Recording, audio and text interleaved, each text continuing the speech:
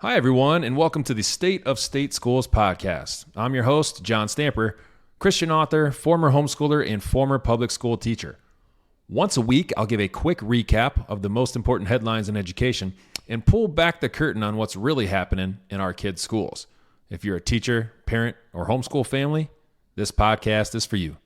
Thanks for listening, and let's get started. Hi, everybody. Welcome to episode number 30. We have 7 stories to get to, all coming from the week of July 10th, 2023. Each story comes from a different state. So we're talking about New York, Wisconsin, Ohio, California, Texas, Florida, and Tennessee. Story number 1 is very disturbing, so I want to get it out of the way. It's not related to school policy or anything like that, but it is something that parents should be aware of to protect your kids. You know, whether your kids are in public schools, private schools, or homeschooled. In Franklin, Tennessee, which is a little south of Nashville, a popular youth soccer coach was arrested for drugging and raping boys ages 9 to 17. And these were boys that he recruited for his soccer team. The man is 63 years old and has lived in the community for 20 years. It's not clear in the Daily Wire article what the man does for a living, whether he's involved with the schools or not. But apparently, he would recruit boys for his soccer team by visiting local playgrounds. He would gain their trust, invite them to his home, drug them, and rape them while they were unconscious. So this went on for quite a while, and no one knew about it. All of this was found out only because the man accidentally left his phone at a restaurant. And when restaurant employees were looking through the phone to try and identify the owner, they found a bunch of videos this man had taken showing the horrendous crimes. Again, it appears that nobody knew this was happening while it was happening. So no parents called the cops. None of the boys mentioned anything. The boys probably didn't even know what had happened because they had been drugged and were unconscious. But apparently, these boys were alone with this coach long enough to be drugged and basically kidnapped. Or their parents were allowing the boys to go home with the coach. So, not to be insensitive, but kids should not be going to a coach's home without their parents, period. Maybe more details will come out explaining all this, but again, this is just stuff for you parents out there to be aware of and to consider. I'm sorry to even be talking about this, but this evil is out there, and it seems to be running rampant in our country right now.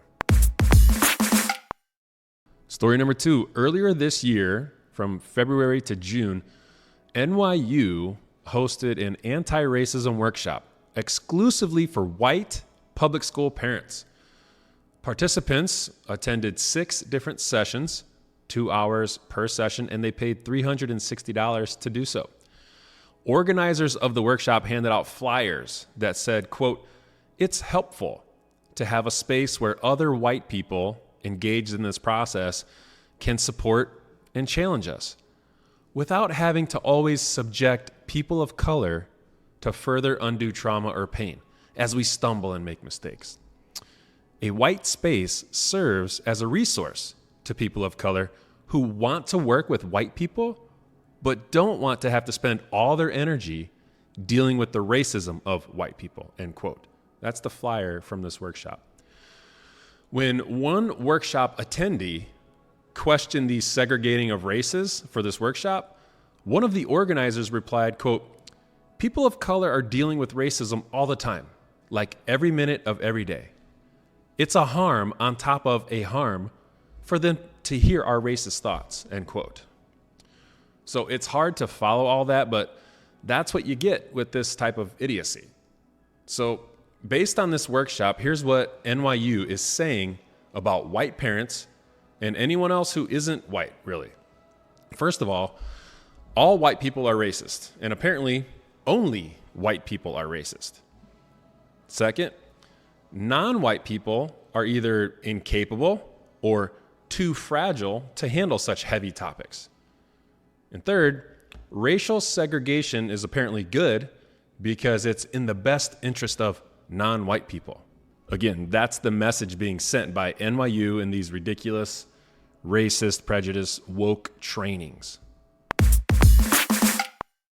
Story number 3, in Wisconsin, the Mukwonago School District was just ordered by a federal judge to allow biological males who identify as females into female restrooms and locker rooms. The school district originally had a policy that said students must use the facility that aligns with their biological sex. And that policy was passed unanimously by the school board. But now the judge's decision blocks that school policy after a lawsuit was filed by the mother of an 11-year-old boy who says he's really a girl. So this story actually reminds me of what happened in my hometown of Rensselaer, Indiana, back in the early 90s, where one parent sued the school board for allowing the Gideons to pass out Bibles. And even though the school board supported the Gideons, the Indiana Supreme Court said, nope, Bibles can no longer be distributed. And that's what led to my parents deciding to homeschool my siblings and me. So back to Wisconsin, even though the entire school board voted unanimously on a bathroom and locker room policy, which said, you go in the one that aligns with your biological sex, that was their policy, their vote is now completely irrelevant. So for parents in the Mukwonago area, and I have friends in Mukwonago with kids, you might have been thinking, hey, we've elected a common sense school board, and they're not going to put up with this woke ideology, gender confusion stuff. But now it's totally irrelevant. It doesn't matter what your school board says because a judge blocked it. So this should be a wake-up call for every small town, common sense, or conservative school that says they're not progressive. We're not liberal. We're not woke. And this gender theory nonsense would never happen in my school.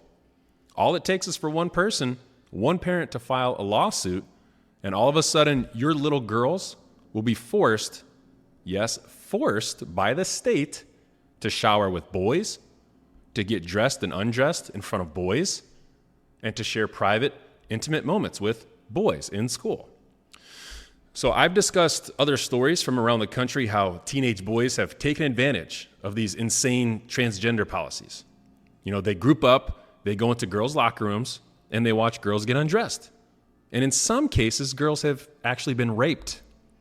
It's not complicated, people. It's absolutely delusional that adults think this is the right thing to do. Story number 4, more woke teacher trainings. This one comes from Columbus City Schools in Ohio. And it sounds very similar to the trainings that I had to complete in Chicago Public Schools. Last September 2022, the Columbus City Schools paid over $24,000 of taxpayer money to train their teachers on queer and trans inclusion.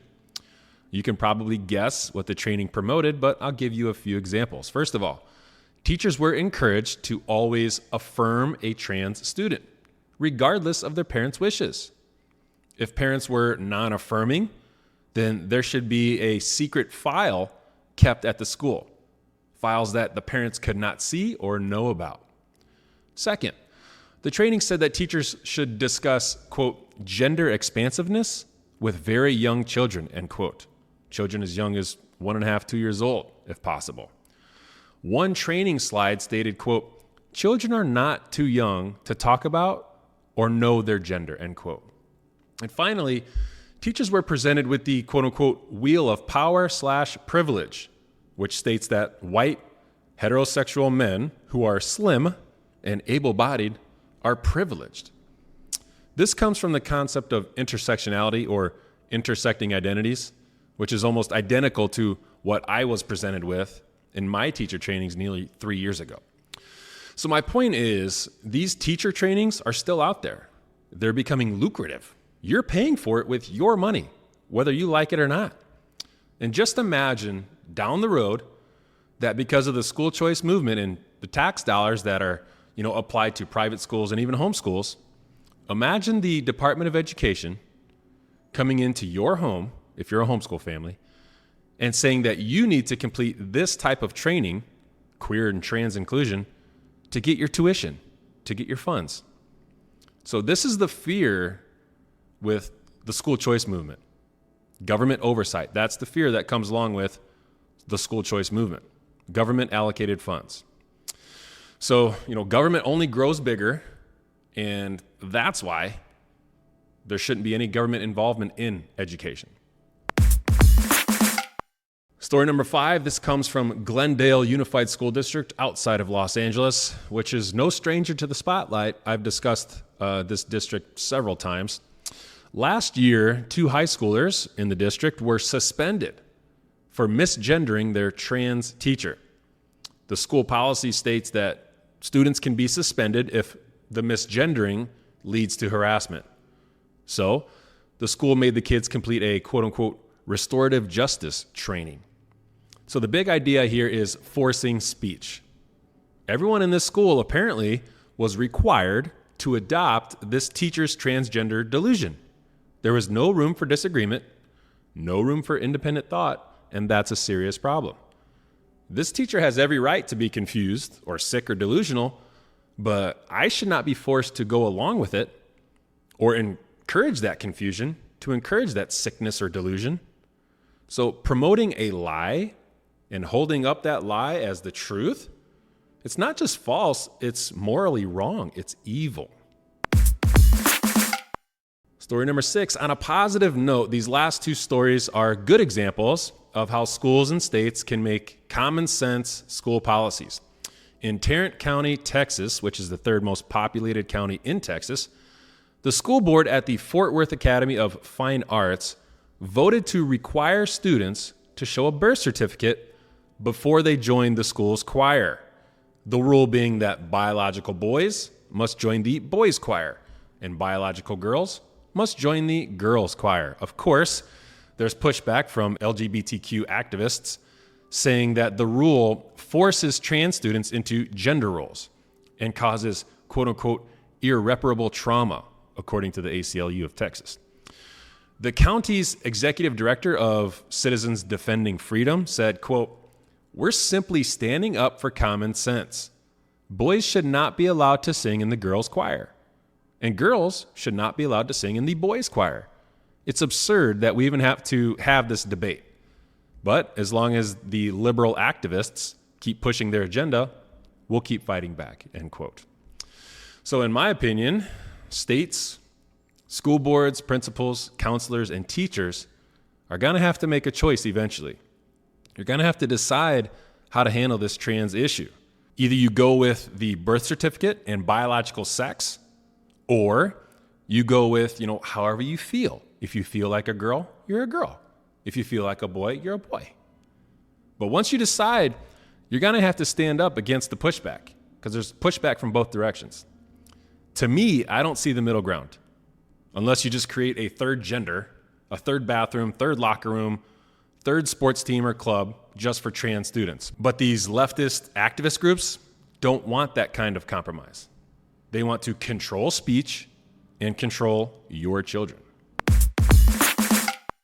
Finally, story number 7. In Florida, there is a transparency law that requires schools to provide a public online catalog of library materials that parents can easily access from the school's website. This includes classroom libraries as well. So I think this is an awesome law, right? In my opinion, it's awesome. Parents know what's going on. It's super common sense, and it allows parents to know what's going on inside the school and classroom. Well, in March, the Florida Education Association, a teachers union, challenged that law. The teachers union wanted to hide books from parents, so parents couldn't protest or remove them from schools. So let's pause and ask, what kind of adults want to have secret sexual conversations with children and then tell those children to keep it a secret from their parents? What kind of people do that? I'm pretty sure those people are called sexual predators. The good news is that a judge defended the state law and protected the rights of parents. So Florida parents will know what books their kids are reading in school. What a concept. The judge said that the Education Association's challenge of the law was, quote, unreasonable and contrary to Florida law, end quote. On the other side, the Florida Education Association president said the judge's ruling was a burden on teachers and that teacher motives should not be doubted. He continued, quote, as I talk to teachers all over the state, What they tell me is that they have never had parents question books in their classroom or in their libraries, end quote. So you mean the secret books? Parents never asked about those? I wonder why. Maybe because they're secret. He continued, quote, teachers are professionals. They buy books that are academically appropriate, that are age appropriate, and that are content appropriate with their kids in mind, end quote. So this guy says that teachers buy appropriate books for their kids. But all over the country, even in the state of Florida, there are sexually inappropriate books being used, popping up all over the place in public schools. So how are those books getting there? If teachers think those books are appropriate, then that's a big problem. In fact, that is the problem here. It's just a clear divide in education philosophy and a clear divide in morals. One group says, I want to protect children from sexually inappropriate materials, from Marxist materials, from racist materials in school. The other group says they know what's appropriate for other people's kids, stuff like gender theory, transgenderism, and keeping secrets from parents. So there's no bridge between these two positions. There's no common ground here. You're either on one side or the other. And you need to be on the side of parental rights and protecting children, not on the side of sexualizing children that don't belong to you. Anyway, that's all I have for you this week. That's the state of state schools. Take care.